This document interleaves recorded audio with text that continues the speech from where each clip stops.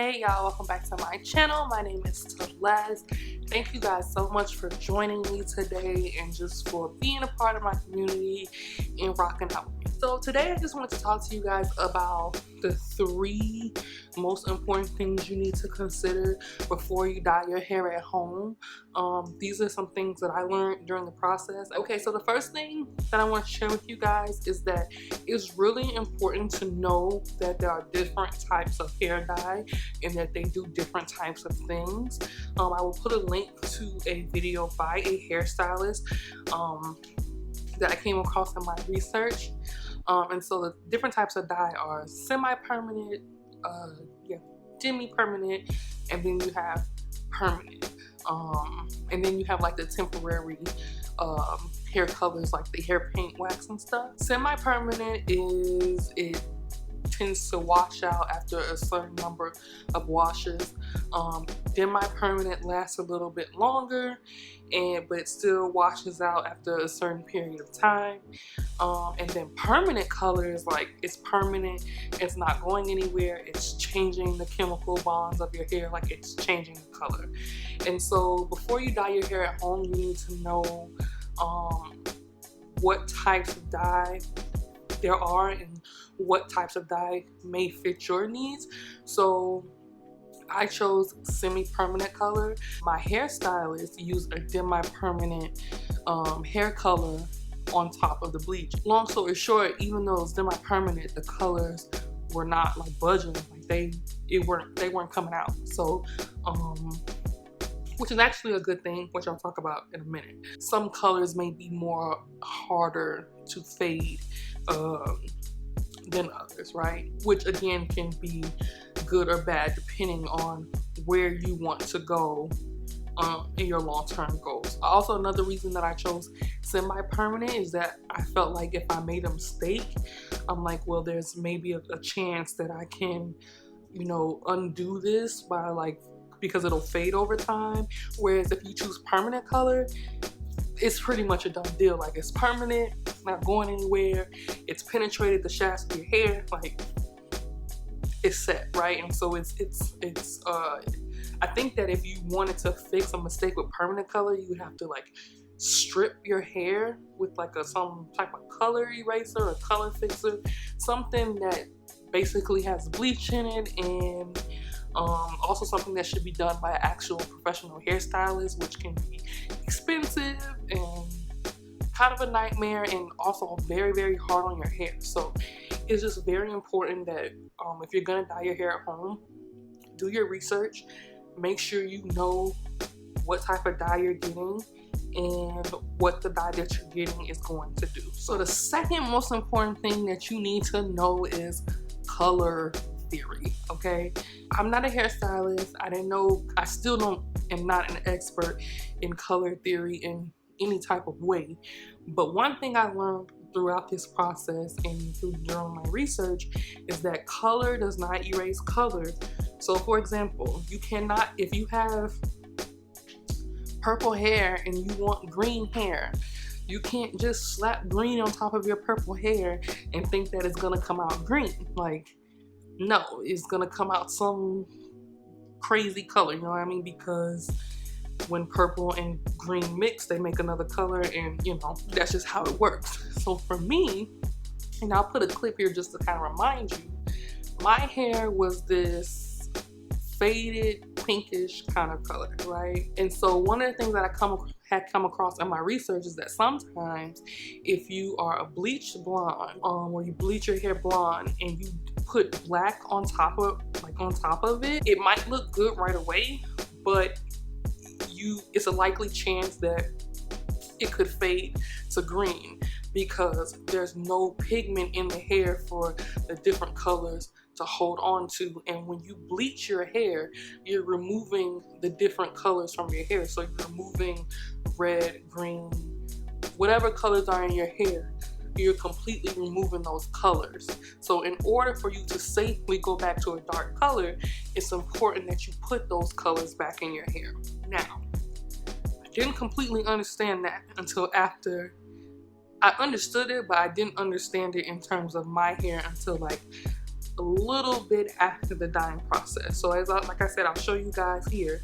My hair was a faded pink color, right? Long story short, pink is I guess subsidy is the right word. I don't know. I want to say derivative, but I don't even think that's the right word. But pink is like we'll say like red is the parent and pink is the child, right? Because you can't, pink is not a primary color. You can't make, in order to make pink, you have to take red and white, which are two primary colors, but you don't need anything to make red because it's a primary color, right? Long story short is that my hair wasn't completely bleach blonde. It still had some pigments in it. It still had red in it. And so I had a better chance of, if I put the black on top of it, I had a better chance of it actually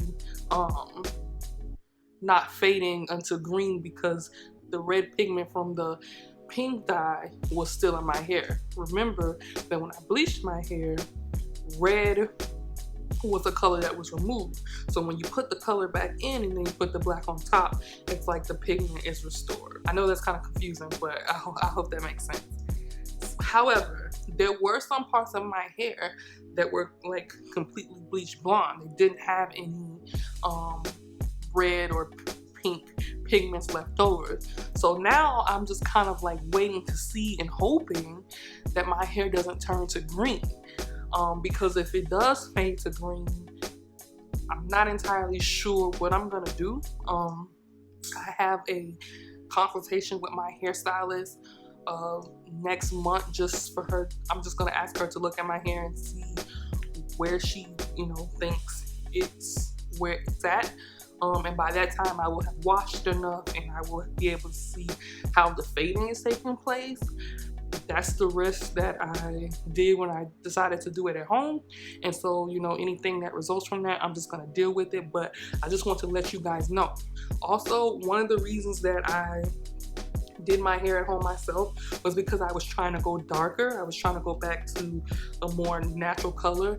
If I was trying to go lighter, or if I was trying to change to a more drastic color, no way I would have did that at home, because likely it would have come out a disaster. So it was only because I knew that I wanted to go dark and that I want to stay dark is the reason why I did it at home. Which brings me to the number 3 thing that you should know before you dye your hair, is you should know your long-term goals.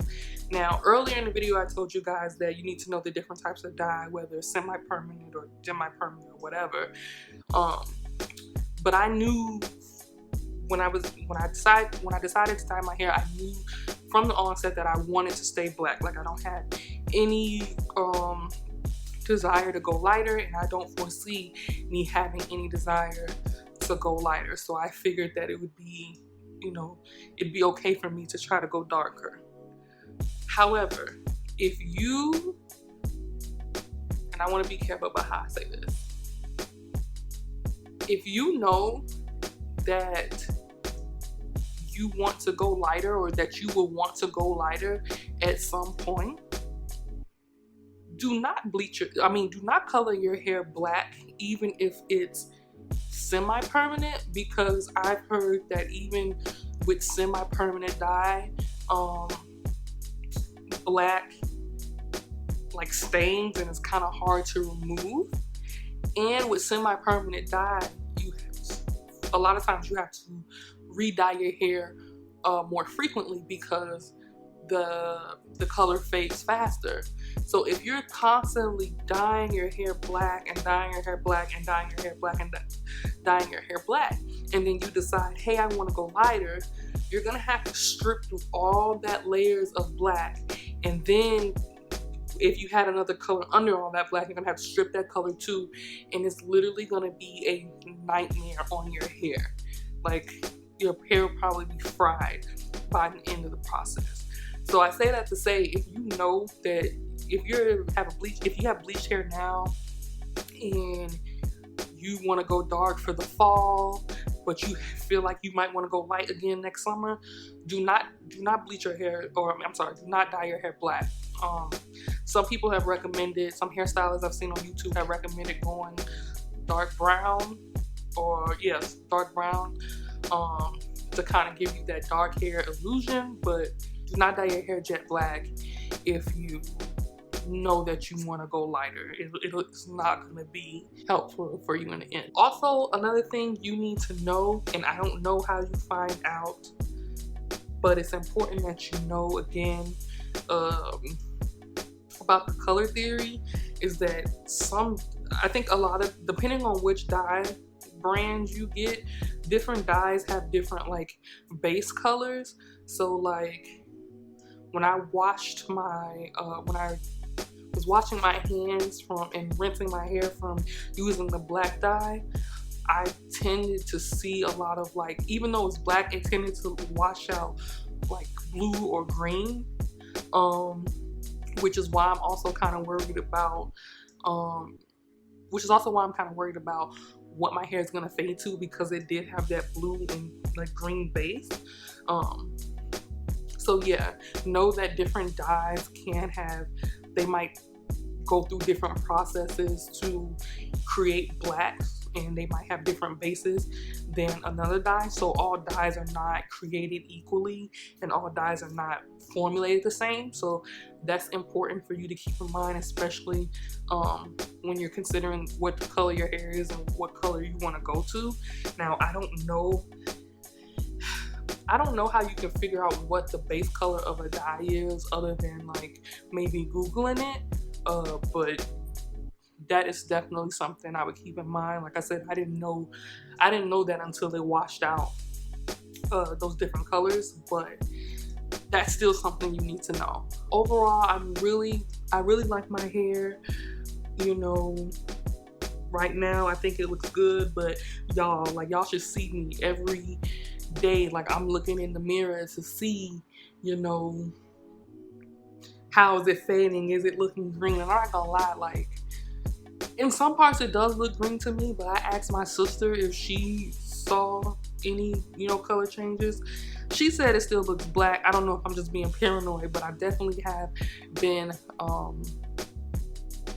checking a lot more, so I'll definitely keep you guys updated with that. Also, my hair is not dry or anything. Today's Monday, so it's almost been a week, and my hair doesn't feel dry. It doesn't, actually feels a lot more moisturized than it did before I colored it. But it's also important to keep in mind, just because you go darker doesn't mean that you still don't have to moisturize those bleached ends or whatever. You still need to make sure they're dry. I mean, you still need to make sure they're moisturized. So that's what I've been doing, and my hair has seemed to be thriving, and I don't plan to like color my hair anymore unless it's to maintain the black. That's pretty much it. I hope I gave you guys some information that will help you in your journey. I will see you in the next video. Bye.